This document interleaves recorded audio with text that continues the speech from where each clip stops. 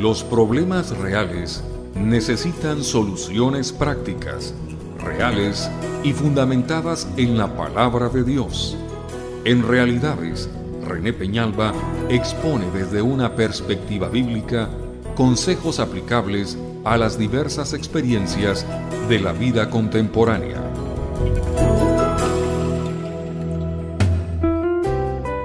Realidades, un programa que enfoca situaciones y vivencias reales del mundo actual. Con nosotros, René Peñalba. Amigos de Realidades, sean todos bienvenidos. Nuestro tema de hoy, ¿cómo evitar una derrota? Cualquier persona, amigos, con su cabeza sobre sus hombros, intentará evitar cuanta derrota le sea posible. Pero a veces sucede que propiciamos nuestros fracasos y nos convertimos en el cómplice principal de nuestras derrotas de vida. Así es que este es un tema que concierne a todos, cómo evitar una derrota. Y la Biblia nos habla a este respecto. Se lee en el libro de los Proverbios capítulo 20, versículo 18 lo siguiente: afirma tus planes con buenos consejos. Entabla el combate con buena estrategia. Se nos habla de cómo evitar una derrota y se nos dice que necesitamos básicamente dos factores. Uno, buenos consejos, es decir, las mejores influencias que nosotros podemos encontrar. Y dos, buena estrategia, lo que significa pensar anticipadamente, planear, programar anticipadamente las cosas que vamos a ir enfrentando. Así es que sirve esta escritura pues para ponernos en el centro de esta temática, cómo evitar una derrota. Dice que debemos nosotros, nuestros planes, nuestra vida, debemos afirmarlos con buenos consejos y con magnífica estrategia. Muy bien, trabajemos entonces con la pregunta en cuestión, ¿cómo evitar una derrota? Primer consejo, no te juntes con gente equivocada. Muchos de nuestros fracasos comienzan no en nuestra propia fragilidad, sino más bien en las fragilidades de otros con quienes decidimos juntarnos. Nos juntamos con gente con conciencia débil, nos juntamos con gente con voluntad endeble, nos juntamos con gente proclive a ciertas disconductas. La gente que tenemos alrededor nuestro puede ser una bendición o una verdadera maldición. Siempre le digo yo a la gente, cada vez que puedo, la paz también tiene que ver con saber con quién uno no debe estar, con quién uno no debe andar. Esto me recuerda el primero de los salmos en la Biblia. Dice, bienaventurado el hombre que no anduvo en consejo de malos, ni se sentó en silla de escarnecedores.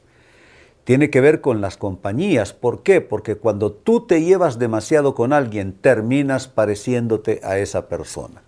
Terminas pensando igual, terminas actuando igual, terminas decidiendo igual, terminas pecando en lo mismo.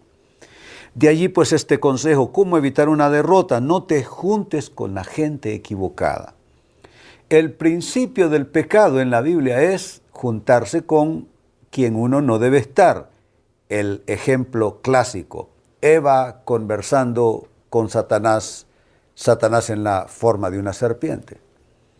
Cuando tú conversas con alguien equivocado, cuando tú interactúas con la persona incorrecta, cuando tú te juntas, cuando tú haces planes, cuando tú haces tratos, cuando tú estableces compañía, amistad con quien no te conviene, no te engañes y no me vengas con una historia, no me vengas con el cuento de que es que alguien más fue el culpable. Eres tú que comienzas a poner el pie izquierdo cuando comienzas a escoger mal a aquellos con quienes has de juntarte.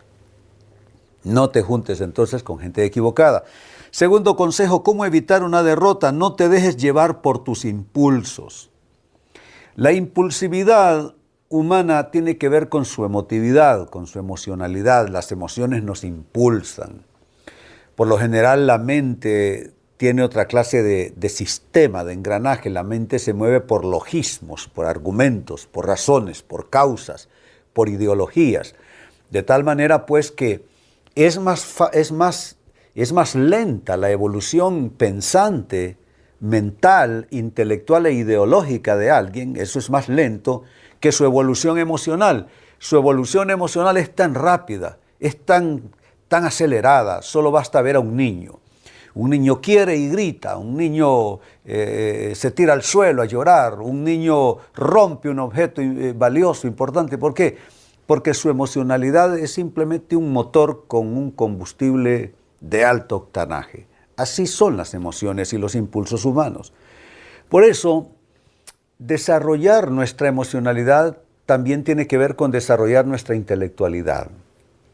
Cuando nuestras razones, más bien, hacen subordinadas a nuestras emociones, entonces nuestras emociones quedan bajo gobierno, bajo un sistema educativo, por decirlo de alguna manera, basado en las razones. Pero una persona que no razona o que razona mal, ¿y quién razona mal? Solo pueden razonar mal 2 o 3 tipos de gente. 1, los altamente emocionales. 2, los que no ponen nada en su cerebro, en su cabeza. Y 3, aquellas personas que te digo de una voluntad tan débil que a pesar de sus buenas razones terminan haciendo lo incorrecto. Pero el caso es que no debes dejarte llevar por tus impulsos, debes tratar de educar, de gobernar, de atemperar tu estado anímico o emocional. Tanto el sobreentusiasmo como la melancolía o los miedos, todos estos extremos trabajan mal, o te impulsan en un sentido o te impulsan en el otro, pero todo en rutas equívocas. Entonces mira todo lo que estamos aquí poniendo ya. Estamos hablando de cómo evitar una derrota y te estoy diciendo, 1, no te juntes con la gente equivocada y 2, no te dejes llevar por tus impulsos. 3, sigo sumando. ¿De qué otra manera impides o evitas una derrota? No te desesperes. La gente cuando cae en desespero dice, no, esto lo arreglo ya. Y lo arreglan mal, más bien lo desarreglan. Porque desesperarse es un mal motor, es un mal consejero, es una mala influencia. La Biblia insiste mucho sobre el concepto de el que espera en el Señor. Dice que el que espera en el Señor tendrá nuevas fuerzas, que los demás se fatigarán, algunos correrán, otros andarán, pero terminarán fatigados, pero el que espera en el Señor tendrá suficientes fuerzas. Qué importante es ese concepto de esperar en el Señor. Y otra escritura muy solemnemente dice, estad quietos y conoced que yo soy Dios. Significa no dejarte desesperar por la situación. Hace más de 30 años me dedico a sentarme con gentes en conflicto. Mi primer ministerio fue en una casa de rehabilitación al lado de mi esposa, con drogadictos, alcohólicos, homosexuales, etc. Y ese ha sido uno de los acentos de mi trabajo pastoral. Pero déjenme decirles que cuando intento resumir dónde están las personas que se equivocan más, muchos de esos números están entre la gente que se desespera en un momento crítico. En un momento crítico es cuando hay que estar con la mente en calma, es cuando hay que estar haciendo acopio de todo lo que sabemos, no lo que sentimos. Siempre le digo a las gentes en mis mensajes, no renuncies a lo que sabes por lo que sientes. Cuando estás desesperado, renuncias a tus convicciones, renuncias a tus valores, principios e ideologías que te han sostenido por la vida, pero desesperado eres capaz de tomar una pésima, pero muy pésima decisión que te dejará en una situación patética. Entonces, ¿cómo evitar una derrota? No te desesperes. En cuarto lugar, y seguimos respondiendo a la misma interrogante, no intentes demostrar a los demás con quién se han metido.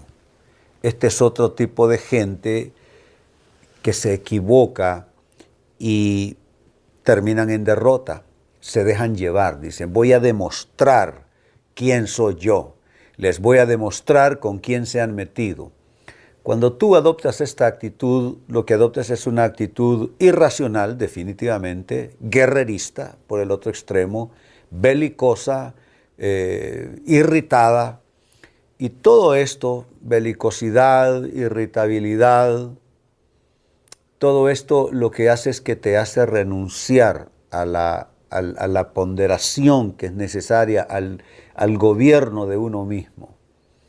Dice uno de los proverbios, el hombre cuyo espíritu no tiene rienda, y se está refiriendo entonces a aquellos que solamente se vuelcan a actuar con el ímpetu que llevan por dentro, el hombre cuyo espíritu no tiene rienda es como una ciudad sin muro y sin protección. Entonces no intentes demostrar de una manera impetuosa quién eres tú. Tú no debes permitir, escucha bien este consejo, no debes permitir que nadie te tiente a demostrar quién eres tú. Que eres suficientemente hombre, que eres suficientemente valiente, que eres suficientemente macho, que eres suficientemente, ¿qué te digo?, lleno de coraje, de valentía, todo eso. No permitas que nadie te tiente en ese punto. Porque la vida no consiste en demostrar quién uno es en ese sentido, sino demostrar quién uno es más bien en términos de ponderación y de sabiduría. Entonces no intentes demostrar a los demás con quién se han metido. Y número 5, ¿de qué otra manera evitar una derrota? Escucha este consejo, no te dejes llevar por el orgullo o la ambición. El orgullo y la ambición parecen ir de la mano. Desde antes de la creación de la tierra y de todo lo humano que nosotros conocemos en los ámbitos celestiales, hubo un ángel especial con una especial posición en la corte celestial que por causa de orgullo y ambición intentó ser igual a Dios y fue expulsado de las cortes celestiales y él es el príncipe de los ángeles caídos desde aquel entonces, Satanás. ¿Cuál es la base de su caída? El orgullo y la ambición. El orgullo es una inflamación del ego, es cuando tú te colocas en el centro de la vida y pretendes que todo va a girar alrededor tuyo. Y la ambición es nunca conformarte con lo que tienes. El que no se conforma con lo que gana termina robando, el que no se conforma con la mujer que Dios le ha dado termina adulterando, el que no se conforma con su escenario de vida comienza o termina construyendo un verdadero adefesio, una verdadera cosa grotesca con su vida. No puede ser, no te dejes llevar por el orgullo o la ambición. Son 5 maneras como evitas una derrota. No te juntes con la gente equivocada. No te dejes llevar por tus impulsos, no te desesperes, no intentes demostrar a los demás quién eres tú y finalmente no te dejes llevar por el orgullo o la ambición. Muy bien, momento de hacer nuestra pausa acostumbrada. Al retornar trabajamos con esto, requisitos para evitar una derrota. René Peñalba es un conocido escritor, consejero y destacado conferencista internacional. Usted puede visitar la página web de René Peñalba en renépenalba.org. Ahí usted encontrará amplia información acerca de sus libros, conferencias y mensajes. En la página de René Peñalba, usted podrá escuchar en línea o descargar el audio de este y otros temas de Realidades. Amigos, estamos hablando acerca de cómo evitar una derrota. Ese es nuestro tema de hoy. Y escuchen lo que dice la Biblia en el libro de los Proverbios, Proverbios 20:18. Afirma tus planes. No solo es de desear, no solo es de querer. Afirma tus planes. ¿Cómo? Con buenos consejos. Entabla el combate con buena estrategia. Buenos consejos no se venden en el supermercado en oferta. Los buenos consejos no abundan, amigos. Hay que buscarlos con lupa o como quien busca una aguja en un pajar. Pero los buenos consejos están allí disponibles. Lo que pasa es que buscamos en el sitio equivocado. Buscamos el buen consejo entre los compañeros de juerga. Buscamos los consejos entre la gente que no sabe nada y no tiene nada que decirnos, por lo general los consejos van con la experiencia. Tú necesitas buscar, como me decía un pastor conversando conmigo acerca de temas de cobertura pastoral o espiritual, me decía: pastor, yo en el Instituto Bíblico le enseño a mis alumnos lo siguiente: cuando vayas a buscar un consejo, búscate a alguien que te ha rebasado en todas las líneas. Alguien que te ha rebasado en experiencia, en matrimonio, en vida, en todo, que te rebase en todas las líneas. Felicité a ese pastor, porque efectivamente nosotros buscamos a veces el consejo en una demasiada horizontalidad, y el que sabe, sabe, y esos no abundan y hay que buscarlos, y cuando tú encuentras a alguien que te rebasa en todas las líneas, tírate debajo de sus pies a aprender todo lo que puedas de esa persona. Estarás bebiendo literalmente de las fuentes de la sabiduría. Lo otro dice: entabla el combate con buena estrategia. Una estrategia es un plan, una estrategia es un diseño. Tú tienes que diseñar tu vida, tú no puedes vivir improvisando, te levantas a ver qué pasa, inicias un año a ver cómo te va ese año. No, tú tienes que hacer estrategias y diseños para que te vayan bien. Así es que esta escritura es sobradamente útil en esta temática: cómo evitar una derrota. Pero escuchen, amigos, en la primera parte del programa hice una lista de consejos, más bien, sobre cómo evitar una derrota. Sobre eso ya pasamos. Ahora lo que vienen no son consejos, ya eso pasó. Lo que quiero darte son requisitos. Los consejos son un asunto. Los requisitos tuyos personales son otros. Para evitar una derrota, quiero trabajar con esto en la última parte del programa. Entonces, requisitos para evitar una derrota. Lo primero, serenidad. Serenidad, amigo. Serenidad, amiga. Es no dejarte llevar por corajes, no dejarte llevar por impulsos, no dejarte llevar por emocionalismos, no dejarte llevar por revanchismos absurdos. Serenidad.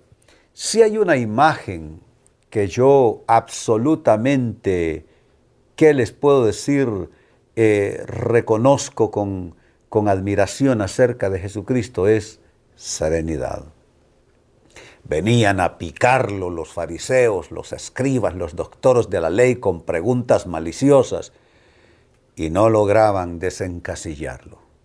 La única ocasión donde vemos a Jesús en una explosión de emocionalidad, de enojo, es cuando entró en el templo de Dios y lo vio convertido en un mercado. Pero eso no fue un acto de ingobernabilidad conductual. Eso fue un acto de la ira divina. Eso fue un acto del celo divino que se descargó sobre toda aquella hipocresía religiosa y todo aquel mercantilismo religioso que él encontró en el templo de Dios. Pero caso contrario, la serenidad acompañaba siempre al Maestro. Si hay un rasgo que yo anhelo y anhelaré hasta el último de mis días, es la suficiente serenidad para vivir. La persona serena viene a ser como Moisés, dice la Biblia, que era el hombre más manso de toda la tierra. Pero lo vemos renunciar a la serenidad, quedó fuera del proyecto. Dios le dice: háblale a la roca, e iracundo golpea la roca y queda fuera del proyecto. Dios le dice: tú no entrarás a la tierra prometida. Eso significa que renunciar a la serenidad es renunciar a ambas piernas, es terminar arrastrándonos por el piso. Tú no puedes, amigo, tú no puedes, amiga, por grande que sea el problema, por enorme que sea la crisis, no puedes perder los estribos. Escúchame bien, mírame directo a los ojos, no puedes perder los estribos. Necesitas la suficiente serenidad para lograr vencer en ese combate de vida que estás viviendo, que estás experimentando. Segundo requisito para evitar una derrota: humildad. Los humildes no son débiles, los humildes no son ingenuos, los humildes no son tontos, todo lo contrario. El humilde es fuerte, el humilde tiene un espíritu firme, porque para ser humilde, amigos, se necesita conquistarse uno a sí mismo. Para ser humilde necesita uno vencerse a sí mismo. La humildad no es para los impetuosos. La humildad no es para los temperamentales. No. La humildad es para aquel que ya llegó a gobernarse suficiente a sí mismo. Esto debe ser una meta de vida de todo ser humano. ¿Habrá alguien que pueda decir, yo ya tengo la suficiente humildad en mi vida? Y no confundamos humildad con falta de carácter. Hay algunos individuos que no tienen carácter, no saben decir sí a lo que hay que decir sí, no saben decir no a lo que hay que decir no. Pero la debilidad de carácter en ninguna manera es humildad. Humildad es saber que tú puedes vencer a un tipo, pero te niegas a entablar combate con él.